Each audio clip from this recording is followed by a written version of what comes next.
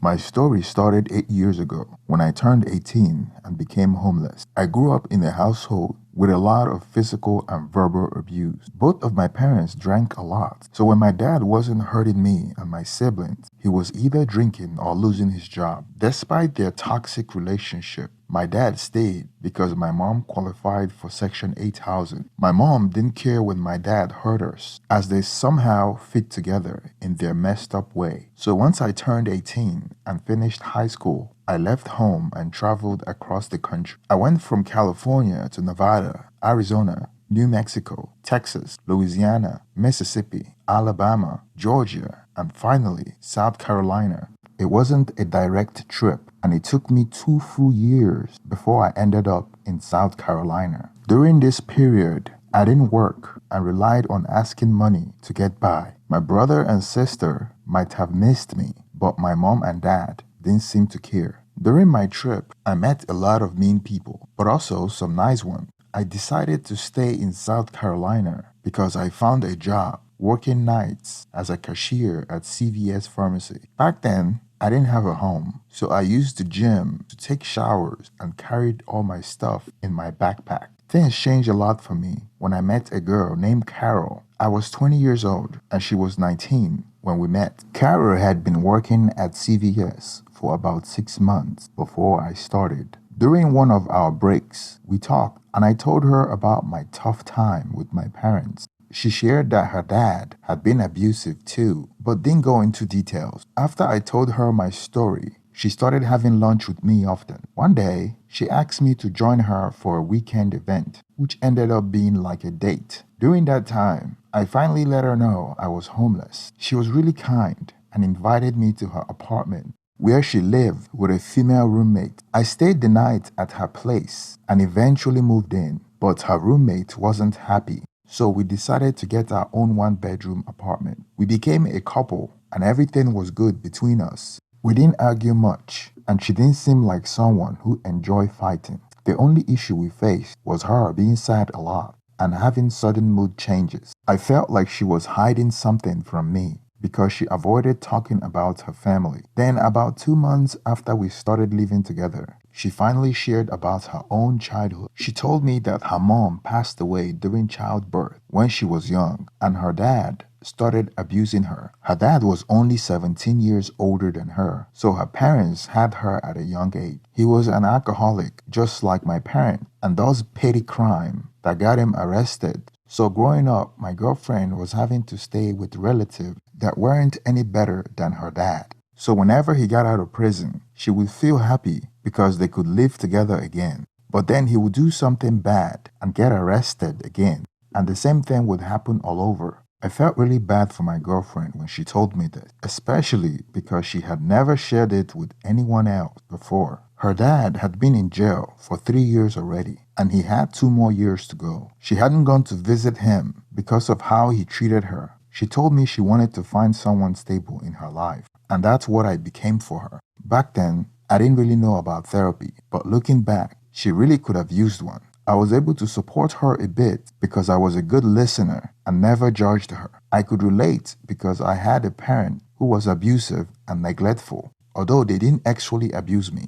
My situation involved a violent father and a mother who saw me as a way to get housing assistance and food stamps. Moving ahead about 4 months into our relationship, my girlfriend mentioned that something was bothering her and she needed to share it with me. She then revealed that she had visited her father in prison. I was puzzled, asking her why. After all, wasn't he the same person who had taken advantage of her innocence and abused her when she was young? She said yes, but she wanted closure and needed to confront the demon she saw as her father. I kind of understood where she was coming from because I too would like an opportunity to confront my physical abusive dad. I comforted her and wished she had brought me along with her. She told me that she wanted to do it alone and it was a battle to fight alone. I told her that I was there for her in case she needed me. We made a commitment to ourselves never to be like our parents and make something out of our lives.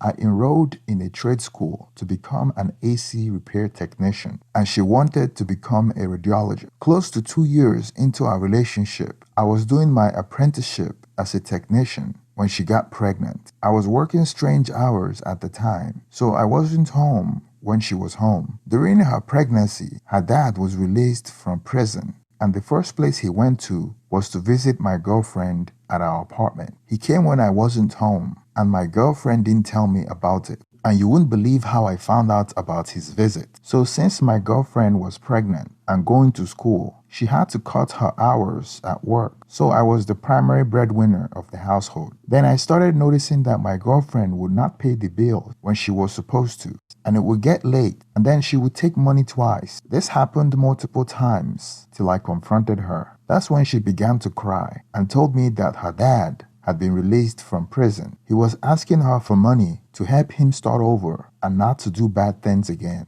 She didn't want him to get into trouble, so she started giving him money, believing he would give it back. I was really angry. I couldn't believe that after everything he had done to her, he had the courage to come to my place and ask her for money. I thought my girlfriend was too trusting, so I decided to keep her out of my bank account and started paying the bills on my own. I told her not to give her dad anything, but if he tries to trick her and she still feels she has to help, she should use her own money, not mine. The first time I saw him was after our son was born. He walked into the room to visit my girlfriend and the baby. I didn't want things to be uncomfortable, so I didn't confront him like I really wanted to. I didn't act friendly or pretend like I like him, because that's not who I am. I felt disgusted that a man could treat his own daughter that way. After he left, I talked sternly to my girlfriend. I told her that I never wanted to see her dad again. Once the baby arrived, we began to argue more, mostly because of her dad and the fact that she quit school. She believed she didn't need education since I was earning well, and the money she earned from work didn't go towards our home expenses. I started suspecting she might be sending it to her dad.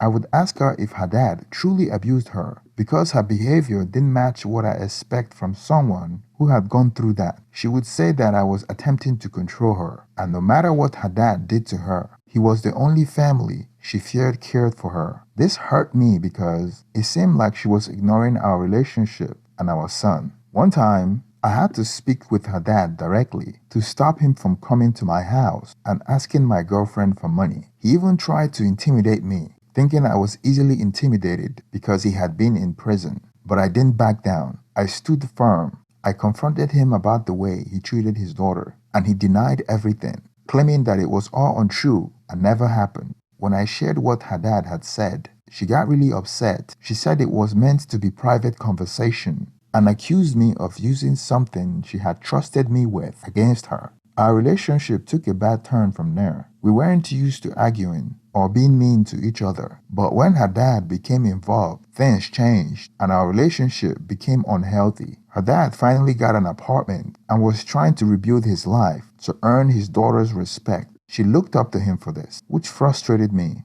I couldn't grasp why she admired him for doing what any regular person should do. I suppose she had low expectations. Once, we had a fight and she was mad at me. She took our son to his place, so I went to her dad's apartment and got really angry. She returned with our son the next day, and I told her not to take him to her dad's house again. I started to suspect there was something going on between my girlfriend and her father when the neighbor told me that my girlfriend's car only comes home a few hours before mine, which means that she was spending all her time somewhere else. Moreover, our bedroom life became non-existent as we were always arguing and drifting apart. Then one Thanksgiving of 2015, I flew back to California to visit my parents and siblings with my son.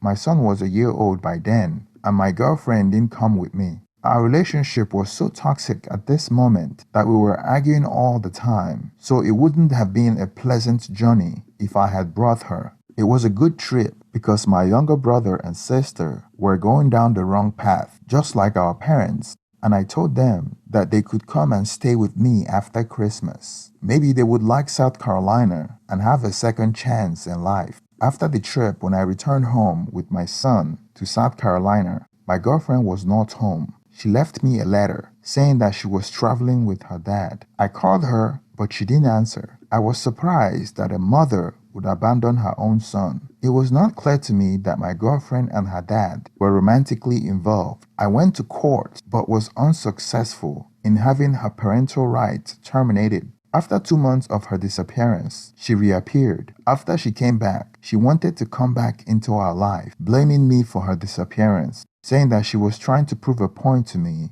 as she was upset that I went to California without her. I asked her if she was having a romantic relationship with her father, and she claimed that it was none of my business. After she came back, I told her that our relationship is over, and I wanted her to leave my apartment, and she's not taking our child with her. We went to court, and despite all the evidence I brought showing that she abandoned our child, and she's having an sexual relationship with her father, the court said it wasn't enough and gave us joint custody of our son. To my horror, my son had to stay with her and her father 50% of the time. Fast forward 4 months later, my girlfriend was pregnant, and I was sure it was her father's because I knew she wasn't dating anyone else at the time, and she lived alone with her father. I hired a lawyer to build a case against her because I can't allow my son to grow up in that filth. Around this period, my brother and sister moved in with me. They were getting their life back together and were also helping me raise my son. So he had people that loved him to stay with instead of my ex and her disgusting father. After my ex-girlfriend gave birth to a child she made with her dad, we gathered enough evidence to prove that the child was a product of incest, and my ex-girlfriend and her father was arrested and charged with incest after the state conducted a DNA test. Luckily or unluckily, I was informed that the child eventually passed away at the medical facility in Charleston due to complication linked to incest. I was able to present the police arrest in court and successfully secure sole custody of my son this time. Once the court case concluded, the father received a sentence of under 1 year in prison, and my ex-girlfriend was fined less than $1,000 without facing jail time. Up to now, she hasn't ceased her attempt to get involved in our son's life. At times, I question whether I am being selfish by restricting her access to him, but I believe I'm safeguarding his well-being. While she often appeared to be a capable mother, the fact that she abandoned our son remains a significant concern. However, my worry is that when her dad is released, she might be influenced by him again, and I want to ensure that my son didn't grow up in such an environment. My goal is to provide him with a better life than what I experienced. She's making every effort to persuade me that her relationship with her dad is no longer inappropriate, and she's now dating someone else. Despite this, she had taken me to court multiple times in an attempt to regain custody, but her efforts have not succeeded. Thank you for staying till the end of this video. Please support my channel by hitting the thumbs up and subscribe if you haven't already. Now let's get some reaction on the comment section. Thank you and have a wonderful day.